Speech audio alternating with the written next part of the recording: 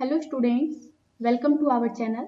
आज के इस लेक्चर में हम लोग सीटेट साइंस इम्पोर्टेंट क्वेश्चन देखेंगे जो कि आपके एग्जामिनेशन के लिए काफ़ी इम्पोर्टेंट है। किसी भी एग्जामिनेशन की प्रिपरेशन आप करते हैं, चाहे वो सीटेट हो, चाहे यूपी टेट हो या फिर एमपी टेट हो, जेट टेट हो, किसी भी एग्जामिनेशन की प्रिपरेशन आप कर रहे हैं तो ये जितने भी प्रश्न हम लोग आज डिस्कस करेंगे सारे प्रश्न आप लोगों के लिए काफ़ी इम्पोर्टेंट होने वाले हैं।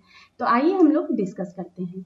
देखिए, फर्स्ट क्वेश्चन जो आप लोगों से पूछे गए हैं ये सीटेट जून 2011 के पूछे हुए सवाल हैं और ये पूछे जा रहे हैं पानी बीजों के अंकुरण को कैसे प्रभावित करता है। पता लगाने के लिए एक शिक्षक ने विद्यार्थियों को सेम के बीज रुई की परत पर भिगोकर कुछ दिन रखने के लिए और उसमें परिवर्तन देखने के लिए कहा। वह कौन सी एक महत्वपूर्ण सलाह देना भूल गई। पहले ऑप्शन आपके दिए गए हैं थोड़े बीज गीली रुई पर, दूसरा ऑप्शन है बहुत सारे बीज गीली रुई पर, तीसरे ऑप्शन है थोड़े बीज गीली रुई पर और चौथे ऑप्शन आपके हैं बहुत सारे बीज सूखी रुई पर। तो ये चार ऑप्शन आप लोगों को दिए गए हैं। तो हम लोग बात करेंगे कि इसमें जो है आपके राइट आंसर जो बनते हैं आपके थोड़े बीज गीली रुई पर, ये जो है आपको सलाह देना वो भूल गई है। तो राइट आंसर हमारे हो जाते हैं ऑप्शन नंबर 1। ओके, चलिए अगले प्रश्न को डिस्कस करेंगे। प्रश्न नंबर 46।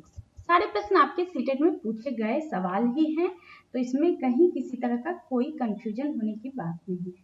ठीक है, चलिए क्वेश्चन जो दिए गए, हरे पादप दिन के समय कार्बन डाइऑक्साइड के अलावा वायुमंडल में ऑक्सीजन छोड़ते प्रतीत होते हैं क्योंकि पहले ऑप्शन है हरे पादप केवल रात के समय श्वसन करते हैं, दूसरे ऑप्शन है हरे पादप दिन के समय श्वसन करते हैं पर रात के समय प्रकाश संश्लेषण करते हैं, तीसरे ऑप्शन आपके दिए गए दिन के समय प्रकाश संश्लेषण की दर श्वसन की दर से अधिक होती है, चौथे ऑप्शन है हरे पादप रात के समय श्वसन नहीं करते हैं। हम लोग बात करें दिन के समय प्रकाश संश्लेषण की दर जो है श्वसन की दर से अधिक होती है, इसलिए क्या होता है हरे पौधे दिन के समय कार्बन डाइऑक्साइड की बजाय वायुमंडल में ऑक्सीजन छोड़ते प्रतीत होते हैं। तो राइट आंसर हमारे जो बनते हैं ऑप्शन नंबर 3 हो जाएंगे। दिन के समय प्रकाश संश्लेषण की दर श्वसन की दर से अधिक होती है। आइए अगले क्वेश्चन को डिस्कस करें। Question number 61। इसमें आपसे पूछे गए निम्न में से कौन सा समूह राइजोबियम से समानता रखता है। पहले ऑप्शन है लेग्यूम की मूल परजीवी विलेय नाइट्रोजन यौगिक, दूसरे ऑप्शन है लेग्यूम पादप सहजीवी स्तंभ संधि, तीसरे ऑप्शन है मूल ग्रंथिका शिकारी पादप नाइट्रोजन न्यून मृदा, चौथे ऑप्शन में आपके दिए गए हैं नाइट्रोजन स्थिरीकरण मूल ग्रंथिका लेग्यूम पादप। ये चार ऑप्शन आपको दे दिए गए हैं। हम लोग बात करें तो इसमें राइजोबियम से समानता रखने वाला जो है राइजोबियम से समानता रखने वाला आपके हो गए नाइट्रोजन स्थिरीकरण मूल ग्रंथिका और लेग्यूम पादप। इसमें क्या होता है राइजोबियम जो होते हैं लेग्यूम पादप की मूल ग्रंथिका में पाया जाता है। कहाँ पाया जाता है? मूल ग्रंथिका में पाया जाता है और इसका जो प्रमुख कार्य होते हैं, इसका जो मुख्य कार्य होते हैं नाइट्रोजन स्थिरीकरण करना होता है। ओके, तो कहीं किसी तरह का कोई कंफ्यूजन नहीं है। चलिए अगले प्रश्न को डिस्कस करेंगे। प्रश्न नंबर 62। इसमें पूछे गए हैं अत्यंत शीत जलवायु में रहने वाले ध्रुवीय भालू कौन सी विशेषता रखते हैं। काफी इंपॉर्टेंट प्रश्न है आपके। ये जो प्रश्न है दिसंबर 2019 के एग्जामिनेशन भी पूछे गए हैं, तो आप लोग ध्यान देंगे। चलिए पहले ऑप्शन है सफेद फर त्वचा के नीचे बसा गंध की तीव्र क्षमता, दूसरे ऑप्शन है पतली त्वचा बड़े नेत्र सफेद फर, तीसरे ऑप्शन है छोटे नेत्र मजबूत पंजे सफेद बड़े पंजे और चौथे ऑप्शन है सफेद शरीर तैरने के लिए पंजे श्वसन के लिए अतिरिक्त गिल गलफड़ा जिसको बोलते हैं। तो हम लोग बात करेंगे कि अत्यंत शीत जलवायु में रहने वाले जो ध्रुवीय भालू हैं उनमें क्या होता है सफेद फर होते हैं, त्वचा के नीचे बसा होते हैं और गंध की तीव्र क्षमता होते हैं। तो राइट आंसर हमारे ऑप्शन नंबर 1 बन जाएंगे। क्वेश्चन नंबर अगले क्वेश्चन को डिस्कस करेंगे। Question number 63। ये देखिए पूछे गए हैं कुछ डायनासोरों के पर थे, यद्यपि वे उड़ नहीं पाते थे, परंतु पक्षियों के पर होते हैं जो उड़ने में उनकी सहायता करते हैं। विकास के संदर्भ में इसका अर्थ यह है कि क्या है? पहले ऑप्शन है सरीसृपों एवं पक्षियों के बीच कोई विकासीय संबंध नहीं है, दूसरे ऑप्शन है दोनों ही जीवों में पर समजात अंग है। तीसरे ऑप्शन है सरीसृपों का विकास पक्षियों में हुआ है। और चौथे ऑप्शन है पक्षियों का विकास सरीसृपों से हुआ है। हम लोग इसमें बात करें तो दोनों ही जीवों में पर जो है, पर यानी पंख जो है क्या है, समजात अंग है। इसकी रचना एक जैसी है लेकिन कार्य क्या है, अलग अलग है। संरचना तो एक जैसी है, पंख जैसे ही दोनों की संरचना है, लेकिन इसके कार्य जो है, इसके काम जो है अलग अलग है। राइट, तो हमारे राइट आंसर ऑप्शन नंबर 2 हो जाते हैं। दोनों ही जीवों में पर जो है समजात अंग है। क्वेश्चन नंबर 64, निम्नलिखित में से कौन से कथन प्रकाश संश्लेषण के संदर्भ में सत्य है? पहले ऑप्शन आपके दिए गए हैं, इस प्रक्रिया में सौर ऊर्जा रासायनिक ऊर्जा में परिवर्तित होती है। दूसरे ऑप्शन है प्रकाश संश्लेषण में CO2 और H2O का उपयोग किया जाता है। तीसरे ऑप्शन है प्रकाश संश्लेषण में CO2 मुक्त होती है तथा O2 उपयोग होती है। चौथे ऑप्शन को देखें हम लोग, प्रकाश संश्लेषण में O2 मुक्त होती है तथा कार्बन मोनोऑक्साइड उपयोग किए जाते हैं। कूट आपको दे दिए गए हैं, देखिए यहाँ 4 कूट दे दिए गए हैं, 3 और 4, 1 और 4, 1 2 और 2 और 3, ये आपके 4 कूट दे दिए गए हैं। अब आपको बताना है कि आपके आंसर क्या होंगे।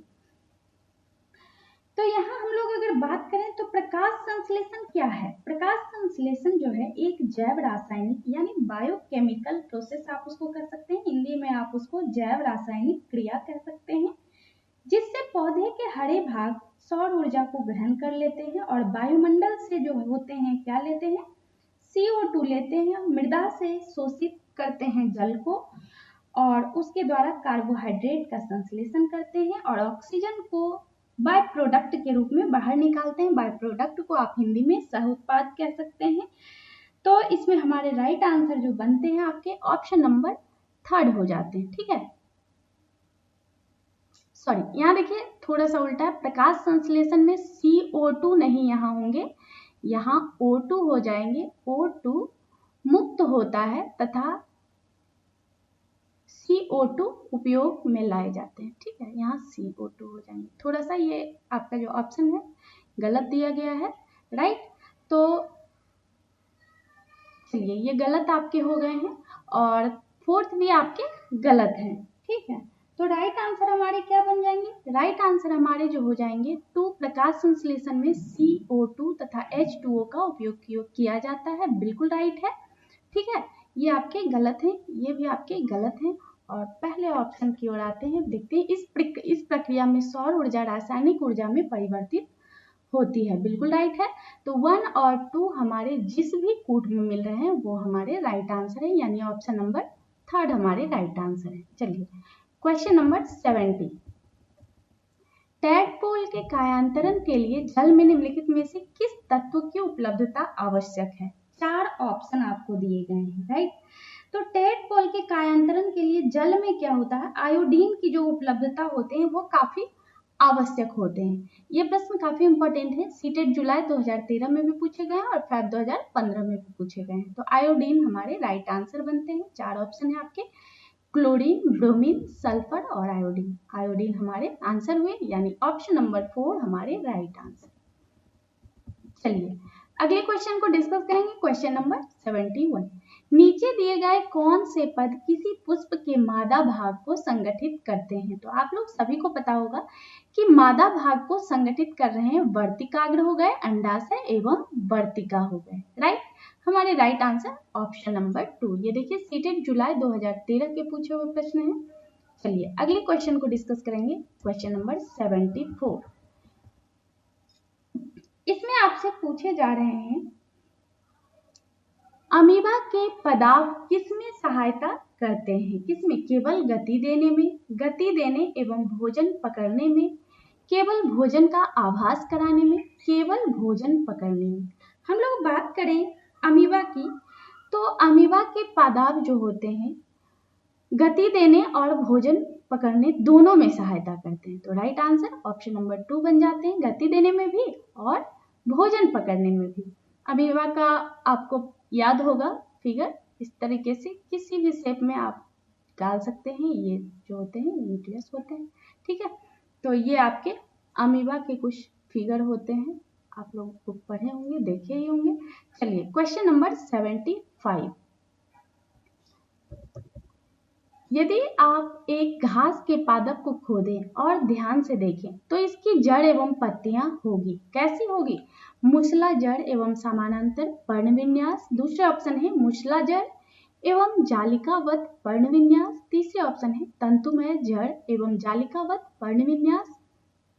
चौथा ऑप्शन है तंतुमय जड़ एवं समानांतर पर्णविन्यास। ये 4 ऑप्शन आपको दिए गए हैं। तो हम लोग बात करें कि जब हम लोग एक घास के पादप को खोदते हैं और ध्यान से देखते हैं तो इसकी जड़ और पत्तियां जो होती है तंतुमय होती है, जड़ और समानांतर पर्णविन्यास जो होते हैं। तो हमारे राइट आंसर हमारे ऑप्शन नंबर 4 बनते हैं। अगले क्वेश्चन को डिस्कस करेंगे। क्वेश्चन नंबर 83 क्वेश्चन नंबर है, ठीक है। क्वेश्चन नंबर 83 जो आपसे पूछे गए हैं, कोई जंतु कैल्शियम कार्बोनेट के कठोर कवच वाले जंतुओं के कोमल भागों को खाने के लिए अपने मुख से अपना अमाशय बाहर निकालता है। कवच को खोलने और कोमल पदार्थ को खाने के पश्चात अमाशय जंतु के शरीर में वापस चला जाता है, जहां आहार धीरे धीरे पचता है। इस जंतु का नाम है, क्या नाम है? 4 ऑप्शन आपके दे दिए गए हैं। घड़ियाल, मगरमच्छ भी इसको आप लोग बोलते हैं, ऑक्टोपस, अष्टभुज इसको बोलते हैं, स्टारफिश इसको हिंदी में तारामीन भी बोलते हैं, कछुआ। ये 4 ऑप्शन आपको दिए गए हैं। तो यहाँ अगर हम लोग बात करें तो राइट आंसर हमारे स्टारफिश हो जाते हैं, ठीक है। कैसे हो जाते हैं? तो स्टारफिश जो होते हैं इसका नाम है एस्टेरियस भी इसको हम लोग बोलते हैं, और ये जो होते हैं इकाइनोडर्मेटा का सदस्य है। इन जंतुओं के अमाशय को क्या कहते हैं? जठराग्नि, जठर निर्गमी और जठर निर्गमी अधनाल या पाचक ग्रंथियों में विभक्त किया जा सकता है, ठीक है।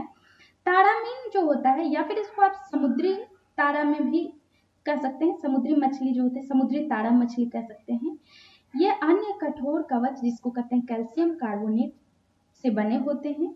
जंतु के शिकार के समय क्या करते हैं? भोजन ग्रहण करते समय संपूर्ण जठरागम अमाशय को बाहर पलटने की अद्भुत क्षमता रखते हैं स्टारफिश।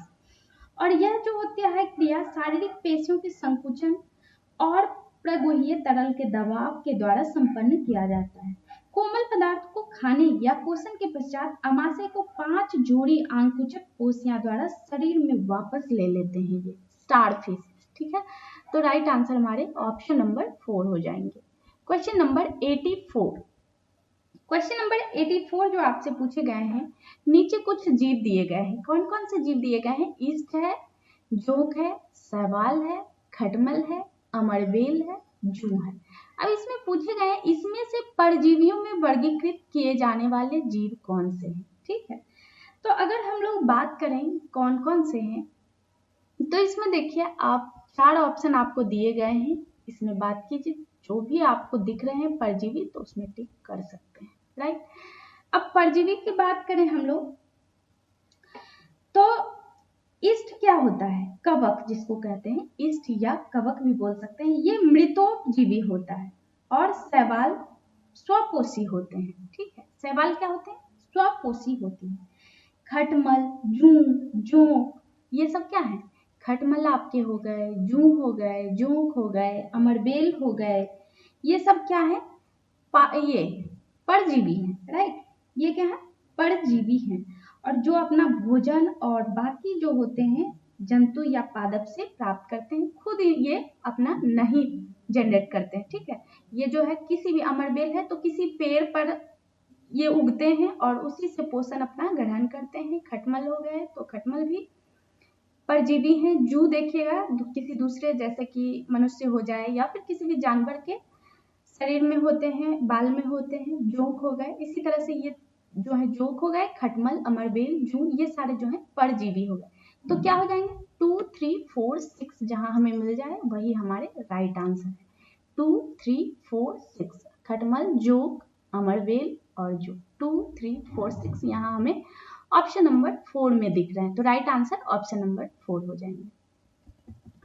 क्वेश्चन नंबर 85, इसमें आपसे पूछे गए निम्नलिखित का अध्ययन कीजिए। पुंकेसर के भाग दे दिए गए हैं और स्त्री केसर के भाग दे दिए गए हैं आपको, राइट। तो पुंकेसर और स्त्री केसर के भाग आपको यहाँ दिए गए हैं और पूछे जा रहे हैं कि जिस समूह में पुंकेसर और स्त्री केसर के भाग सही सही दर्शाए गए हैं वह है कौन सा है। तो देख लेते हैं, 4 ऑप्शन आपको दिए गए हैं, ठीक है।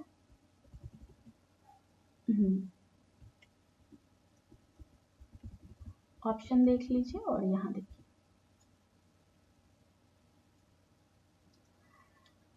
तो यहाँ देखिए, परागकोश, पुंतंतु, अंडाशय, वर्तिकाग्र, वर्तिका, यही तो हमें आंसर मिल चुका है। राइट आंसर यही बनते हैं। तो ए जो दिखाया गया है आपके ऑप्शन नंबर 1 में दिखाए गए हैं, तो राइट आंसर हमारे बन जाते हैं ऑप्शन नंबर 1। परागकोश और पुंतंतु जो है आपके पुंकेसर हो गए और स्त्री केसर के भाग अंडाशय, वर्तिकाग्र और वर्तिका हो गए, राइट। चलिए अगले क्वेश्चन को डिस्कस करेंगे। Question number 86। क्वेश्चन नंबर 86 आपसे पूछे गए निम्न में खाने योग्य पादपों पर ध्यान दीजिए, ठीक है। क्या क्या दिए गए हैं? केला है, बैगन है, भिंडी है, कद्दू है, ये 4 ऑप्शन है। निम्न में से वह पादपों का युग्म चुनिए जिसके 2 या 2 से अधिक भाग खाने योग्य है। ये आपसे पूछे जा रहे हैं, तो हमें बताना है कि कौन सा ऐसा इसमें दिए गए हैं पादप जो कि खाने योग्य इसके 2 या 2 से अधिक भाग हैं। तो हम लोग बैगन को खाते हैं, 2 या 2 से अधिक, इसके तो सारे भाग खाते हैं। बैगन के आप छिलका भी खा सकते हैं, बीज का जो होता है भाग वो भी खाते हैं, इसका बीज भी हम लोग खाते हैं, ठीक है। उसी तरीके से अगर भिंडी की बात करें तो भिंडी के भी छिलका सहित बीज और बीज के भाग को भी हम लोग खाते हैं। तो राइट आंसर हमारे जो बनते हैं ऑप्शन नंबर 2 हो जाएंगे, 2 एवं 3। ओके, चलिए अगले क्वेश्चन को डिस्कस करेंगे। क्वेश्चन नंबर 87, पादप के किस भाग से हिंग प्राप्त होते हैं? तो आप लोगों को नहीं पता होगा या फिर पता होगा, ये क्वेश्चन आपके सीटेट के पूछे हुए प्रश्न नहीं है, फिर भी हम लोग डिस्कस आज कर रहे हैं, इसलिए कर रहे हैं कि जानना जरूरी है। पादप के जो होते हैं मूल भाग से हिंग प्राप्त होते हैं, ना ही तने से, ना ही पुष्पकलिका से, ना ही पत्ती से। पादप के मूल भाग से हिंग प्राप्त होते हैं, राइट। चलिए अगले क्वेश्चन को डिस्कस करेंगे। Question number 91। क्वेश्चन नंबर 91 आपसे पूछे गए निम्न में से कौन सा स्वपोषी समूह प्रदर्शित करता है? स्वपोषी आपसे कहे जा रहे हैं, ठीक है। तो स्वपोषी यहाँ देखिए, पालक हो गए, मशरूम हो गए, टमाटर हो गए, ईस्ट हो गए, तुलसी, शैवाल, कुसकुटा, मशरूम, ये भी आपके आंसर नहीं होंगे क्योंकि सभी के सभी आपके स्वपोषी होने चाहिए इस समूह में जो भी प्रेजेंट है। शैवाल, पालक, टमाटर, केला, बिल्कुल राइट आंसर। हमारे राइट आंसर ऑप्शन नंबर 3 बन जाते हैं। इसमें जो है शैवाल भी आपके स्वपोषी हैं, पालक भी स्वपोषी है, टमाटर भी, केला भी, राइट। हमारे राइट आंसर ऑप्शन नंबर 3 बनते हैं। अगले क्वेश्चन को डिस्कस करें। क्वेश्चन नंबर 92, पादपों तथा वृक्षों में जल चूषण दाब के कारण ऊपर चढ़ता है। निम्न में से कौन सी घटना इस चूषक दाब का कारण है? 4 ऑप्शन आपको दे दिए गए हैं। वाष्पोत्सर्जन, प्रकाश संश्लेषण, अवशोषण, श्वसन। हम लोग बात करेंगे कि पादप या फिर वृक्ष हो, पादप तथा वृक्ष में जल चूषण दाब के कारण ऊपर चढ़ता है, तो ये जो है वाष्पोत्सर्जन घटना के कारण होता है, राइट। हमारे राइट आंसर ऑप्शन नंबर 1 बन जाते हैं। ओके, चलिए तो इसी के साथ आज हम लोग जितने भी प्रश्न डिस्कस किए तो सभी प्रश्न आप लोगों के एग्जामिनेशन के पॉइंट से काफी इंपॉर्टेंट हैं, तो इसको आप लोग बिल्कुल भी इग्नोर ना करें। सारे प्रश्न हम लोगों ने जो डिस्कस किए सारे प्रश्न आपके सीटेट के पूछे हुए सवाल थे। तो इसी के साथ आज का ये लेक्चर यहीं पे कंप्लीट हो जाते हैं। अब तक आपने हमारे इस वीडियो को देखा, आपको हमारा ये वीडियो हेल्पफुल लगा तो अभी जस्ट हमारे इस वीडियो को लाइक करें। चैनल पर नए हो, अब तक आपने हमारे चैनल को सब्सक्राइब नहीं किए हो तो अभी जस्ट हमारे channel AZ CTET point channel को सब्सक्राइब करके बेल आइकन जरूर प्रेस कर लेना, जिससे आने वाले इसी तरह के हेल्पफुल वीडियो से आप लोग लाभान्वित हो सके। Okay, thank you.